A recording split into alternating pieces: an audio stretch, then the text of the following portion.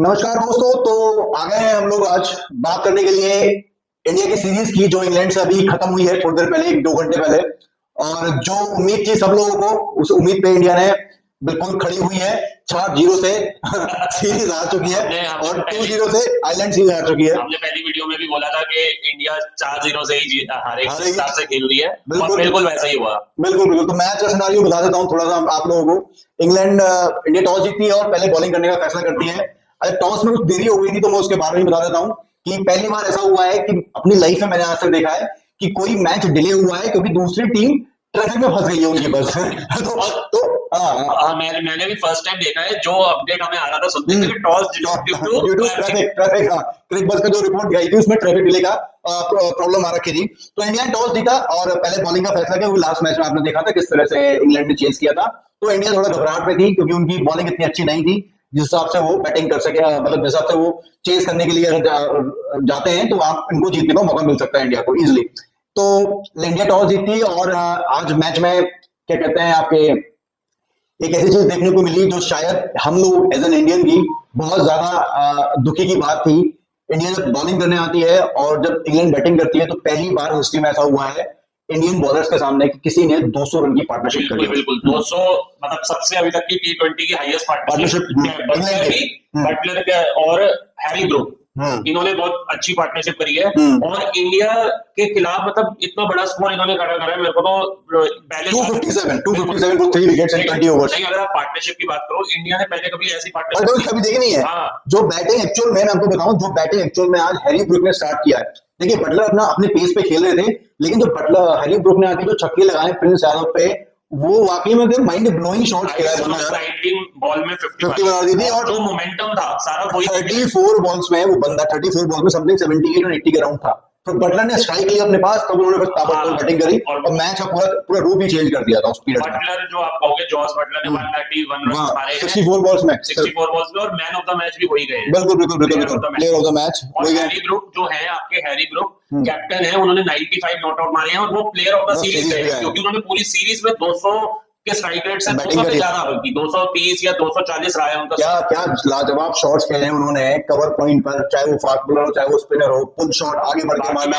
एक चीज और बोलना चाहूंगा, हैरी ब्रूक अपनी प्राइम फॉर्म में चल रहा है। बिल्कुल भाई साहब, मुझे लगा ओडीआई से मेरे को डर लग रहा है अब इनसे कि किस तरह का 20 ओवर, तो आपको पता ही है कि 20 ओवर में आदमी बहुत ज्यादा चांसेस लेता है, लेकिन ओडीआई में बहुत टाइम होता है और एक ऐसा प्लेयर अगर ओडीआई में अगर चल गया तो इंडिया की हालत खराब होने वाली है साहब। ठीक है, तो बैटिंग की बात हो गई, थोड़ी सी बॉलिंग और फील्डिंग की बात करते हैं इंडिया की। क्या बॉलिंग हमारी साइड की कुछ खास रही थी, जिसमें अक्षर पटेल, उन्होंने 4 ओवर में 63 रन दिए, 63 रन। उनका अभी तक का मोस्ट एक्सपेंसिव स्पेनर रहा है करियर का। प्लस सब एशिया के जो पिचेस होती हैं उसमें चलते हैं, जहां पर इंग्लैंड, ऑस्ट्रेलिया और आपकी ये टीमें एक कंट्रीज में खेलने जाते हो ना, वह इन लोगों की हवा खराब हो जाती है। मैं आपको बताऊं, मोटा सी इतनी सी बात है।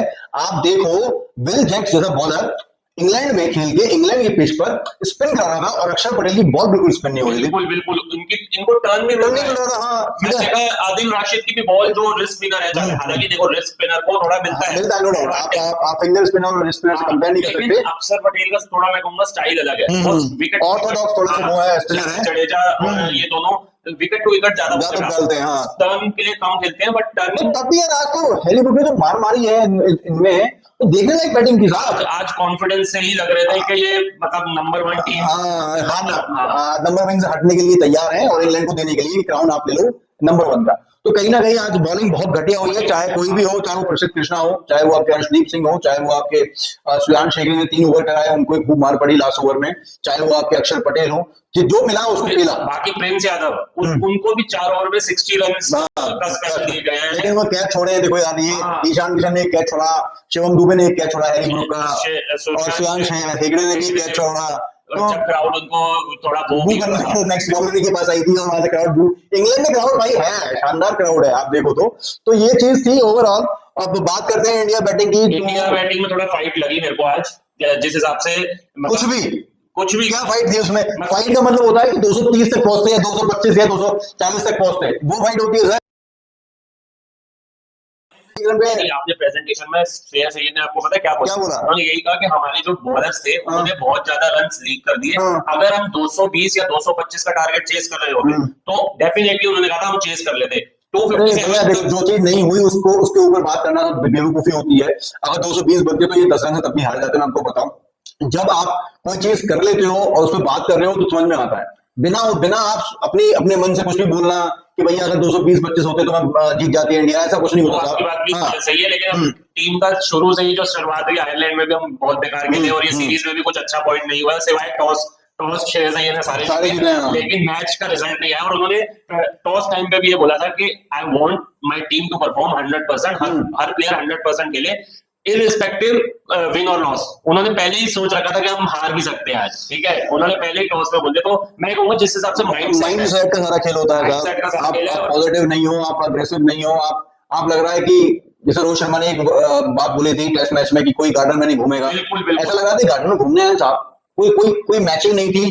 कुछ इस तरह का माइंड मेकअप नहीं कर रखा था कि हाँ भाई हम इंटरनेशनल क्रिकेट खेल रहे हैं और हमें जीतना है। एक जुनून होना चाहिए साहब जीतने में, ऐसा नहीं कि आप सिर्फ सोच के बैठे हुए हैं अरे यार चलो 3 तो मैच हार ही गए, एक और भी खेल लेते हैं, हार जाएंगे ठीक है जीत जाएंगे। लेकिन इंग्लैंड ने हर डिपार्टमेंट में आउटप्ले करा है और उनकी बॉलिंग भी एक तरह से, जैसे जब बॉलर्स आते हैं आर्चर और जैसे जॉर्ज टॉम, जिस हिसाब से उनकी लाइन इन लेंथ रही है, मैं पूरी सीरीज में इंप्रेस हुआ हूं। और 12 विकेट गिरे शॉर्ट पिच बॉलिंग पे इंडिया में, पता है आपको? ये पहली बार हुआ है एक सीरीज में 12 विकेट शॉर्ट बॉलिंग पे किसी टीम के गए। शॉर्ट पिच की अगर आप बात करें, रोहित शर्मा जैसे खेलते थे भाई पूरे शॉर्ट। नासिर हुसैन ने पिछले मैच में एक बात कही थी, इसके बारे में मैंने एक रील बना के डाल रखी है। उन्होंने बोला था कि लास्ट टाइम जब ब्रिस्टल में रोहित शर्मा जब बैटिंग करने आए थे तो उन्होंने सेंचुरी मारी थी और he was pulling every shot ball for sixes and force.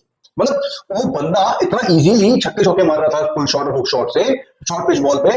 और ये जो प्लेयर्स है हमारे, चाहे वो वैभव हो, चाहे वो संजू हो, ईशान हो, तिलक हो, श्रेयस अय्यर हो, इनको बॉल नहीं समझ में आ रही यार। 12 विकेट आप देके बैठे हो तो क्या कहते हैं शॉर्ट पिच बॉल पे, समझ से भरे भाई। तो मेरे को बिल्कुल यही सबसे वीक पॉइंट है। और आई गेस श्रेयस अय्यर या टीम मैनेजमेंट गौतम गंभीर इनको इस पे मतलब करना चाहिए, कुछ देखना चाहिए और इस सीरीज से इंडिया को बहुत सीखना चाहिए। संजू सैमसन कुछ बोलना चाहेंगे आप? संजू सैमसन से मैं डिसअपॉइंट हुआ हूँ, उन्होंने स्टार्ट दी लेकिन कुछ ज्यादा खास कर नहीं पाए, लेकिन हाँ थोड़ा अच्छा लगे वो खेले हैं। अच्छा नहीं, चलिए इस वीडियो के बारे में थोड़ा डिटेल में हम लोग डिस्कस करते हैं अगली वीडियो में इस बारे में, संजू सैमसन के बारे में। अब ओडीआई सीरीज का वेट हो रहा है, ओडीआई सीरीज का वेट हो रहा है, देखते हैं किस हिसाब से अब मजा आने वाला है। अब आपके 3 से 4 ग्रुप के और मतलब ग्रेटेस्ट प्लेयर्स आपके ओडीआई टीम में होंगे, चाहे वो विराट कोहली हो, रोहित शर्मा हो, जसप्रीत बुमराह हो या फिर शुभमन गिल हो।